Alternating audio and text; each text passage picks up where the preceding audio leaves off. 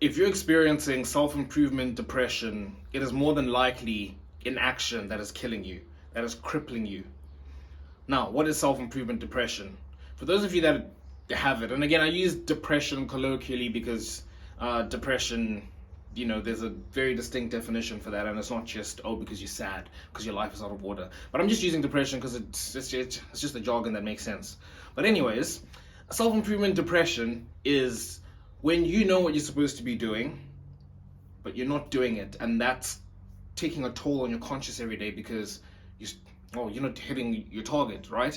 One thing that Jordan Peterson speaks about a lot of the times is that people nowadays are scared to set goals, right? They're scared to set something they're aiming at, and this is a part of the reason why people are depressed, why they're sad, is that they don't have a direction in their life. And you ask, why don't they have a direction in their life? Because they haven't outlined what they're aiming at. Why haven't they outlined what they're aiming at? It seems like a very natural step.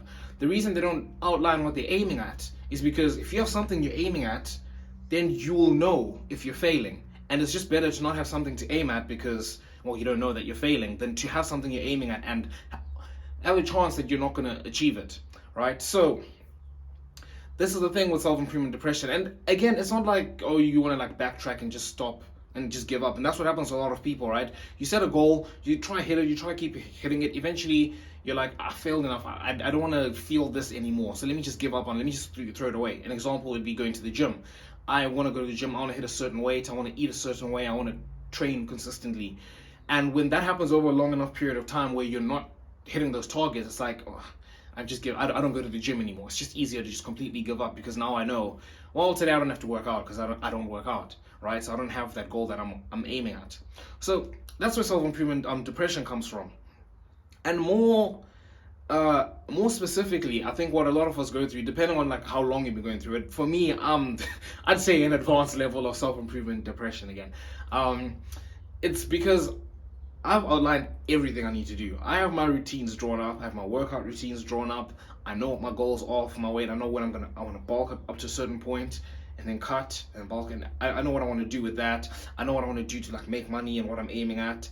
I know what I want to do with my academics. I have everything lined up, right? And I've even done, as recently as, like 2 weeks ago, I outlined like my essential few, right? Because you don't want to have too many goals. You kind of want to like streamline them. I've streamlined my goals. I know what I need to do. It's there.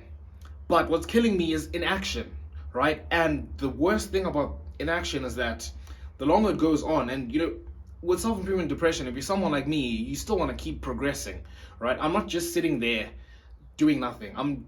Every so often I'm looking again for sources of motivation and things I need to do, and I'm progressing. Like my goals are becoming more and more sophisticated. They're becoming more outlined, and I don't think I should have said sophisticated.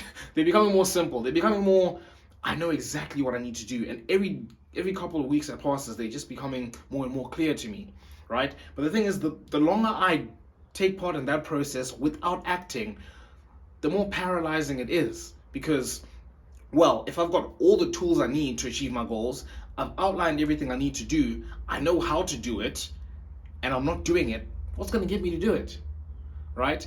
And I'm going to speak about another thing I heard, and you're going to hear me referencing Jordan Peterson a lot, but that's because I'm just learning a lot from him, and I think he's got the key to helping a lot of men nowadays, most of us really.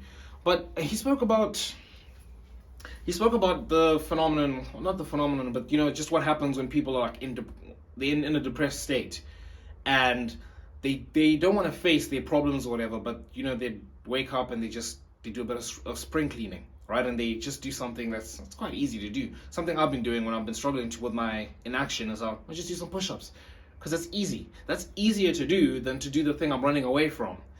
And what he was saying is that what will get you out of that, right? And here's the story he was speaking about. He was speaking with this guy in his clinical practice, who he was living in his mom's basement. His life was like completely out of order. And he was like, why don't you just, it's that thing of like, oh, clean your room. He's famous for that. And he's saying like this guy, I think he had moved down like the Hoover or something, and he put it in like his doorway. He was supposed to clean his room, but he ended up not doing it. And instead of just moving that back to where it was supposed to go, every single day he would jump over it, right? It's like he just didn't want to do it. Like that's how like crippling it is, right? He just didn't want to move the Hoover. But Anyways, what he was saying was that what gets you out of that state of, oh, I don't want to do this really hard thing, so I'm just going to clean my room, I'm going to do some push-ups, I'm going to do whatever. He's saying what gets you out of that is you need to do something that's harder than what you're running away from. That's how you, because obviously once you do something that's harder, it's easier to step down and do what you're supposed to do. And yeah, that basically ties in with what I'm saying now, is that inaction is what's killing you. Just take action, bite the bullet, take the plunge, right? Just do it. Just do it. Yeah, easier said than done, but also if you just do it, then it gets better, right? Like the way you get out of that is by doing something that's harder than that, and then it's much easier to drop down and do the work you're supposed to be doing. But yeah, make sure you subscribe to join the Self-Improvement Brotherhood, and until next time, I'll see you boys.